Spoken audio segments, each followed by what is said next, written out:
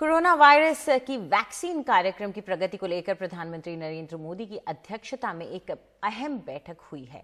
Corona virus की vaccine के विकास, जांच और टेस्टिंग को लेकर बनाई गई टास्क फोर्स की मीटिंग में पीएम ने स्थिति का जायजा लिया और उन्होंने कई मुद्दों पर विस्तृत जानकारी भी मांगी।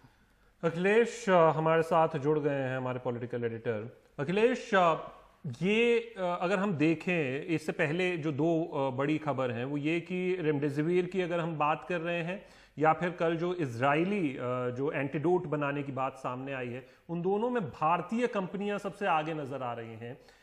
तो ऐसे में क्या भारत में अभी वैक्सीन किस स्तर पर है, ये टास्क फोर्स में किस तरीके की चर्चा हुई, अगर उस पर आप प्रकाश डाल सकें। देखिए शशांक, अभी तक जो है अनौपचारिक रूप से ये कहा जाता था कि भारत में वैक्सीन बनाने पर काम हो रहा है। ये भी कुछ कंपनियों की ओर से दावा किया गया था कि वो काफी एडवांस स्टेज में चले गए हैं, लेकिन पहली बार आधिकारिक तौर पर वो भी प्रधानमंत्री के स्तर से बताया गया है देश को कि वैक्सीन बनाने का काम अलग अलग स्तर पर हो रहा है। 30 जगह जो है वो काम चल रहा है भारत में, और साथ ही अच्छी खबर ये भी है कि इसमें से कुछ जो है वो ह्यूमन ट्रायल लेवल पर भी पहुंच गई है। तो ये एक बड़ी बात है कि भारत में इस स्तर तक जो है वैक्सीन बनाने का काम चल रहा है। उन्होंने विस्तार से चर्चा की है। ये जो टास्क फोर्स बनाई गई थी, इसकी कल बैठक हुई थी प्रधानमंत्री के साथ। इसमें यह कहा गया है कि वैक्सीन की तो अपनी जगह पर ही जो कोशिश चल रही है, इसके अलावा जो मौजूदा दवाइयां हैं उनको भी क्या संशोधित करके काम में लिया जा सकता है, इस पर भी काम चल रहा है। इसके साथ साथ ये भी कहा गया है कि जो पेड़ पौधों से दवाइयां निकलती हैं, जो उनसे रस निकलता है, क्या उसको परिमार्जित करके आप दवाइयां बना सकते हैं, इस पर भी काम चल रहा है। इसके साथ साथ एक महत्वपूर्ण बात यह भी है कि उन्होंने कहा कि कंप्यूटर साइंस, केमिस्ट्री और इन सब का जो एक तरह का कॉम्बिनेशन होना चाहिए, जो कि दिख रहा है। लेकिन इसको एक कदम आगे बढ़ाते हुए उन्होंने एक हैकेथॉन करने का सुझाव दिया है, जिसमें कि जो नए लोग हैं वो साथ में आए और इन तीनों ही क्षेत्रों को एक साथ मिलकर के काम करें, ताकि नए स्टार्टअप जो है वो इस क्षेत्र में शुरू हो सके। तो ये एक महत्वपूर्ण कदम है। इसके साथ साथ जो टेस्टिंग किट्स वगैरह भारत में बन रही है, उसकी प्रगति का भी जायजा लिया गया है। हम जानते हैं, हम लगातार रिपोर्ट करते आ रहे हैं कि भारत में कई जगहों पर जो है सस्ती टेस्टिंग किट्स बनाने का काम हुआ है, उस पर प्रगति हुई है, उस पर सफलता भी मिली है।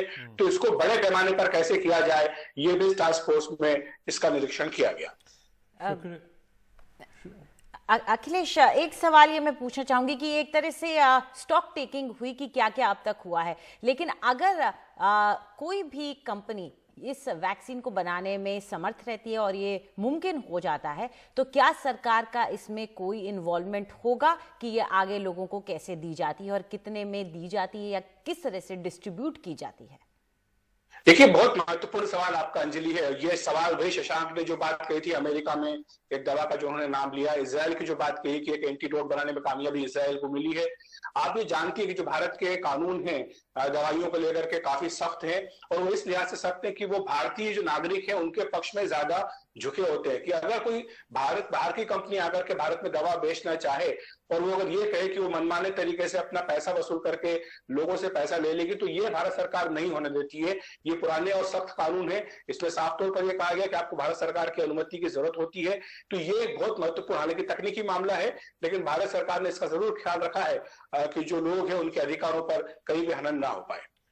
शुक्रिया अखिलेश इसको समझाने के लिए। और अखिलेश, जिस तरीके से जो बात कह रहे थे कि किट्स पर भी काम चल रहा है, टाटा का नाम सामने आ रहा है कि करीब करीब अब वो और सस्ती मिलेंगी टेस्टिंग किट्स और 500 रुपये तक में उपलब्ध हो जाएंगी। जो अभी एक प्राइस रेंज रखा हुआ था 795 से 1198 रुपये का, वो और भी कम में मिल सकती है। ये IMCR के प्राइस रेंज की हम बात कर रहे थे, जो अभी चाइनीज़ किट्स के बाद उनको सफाई देकर वो प्राइस रेंज देना पड़ा था।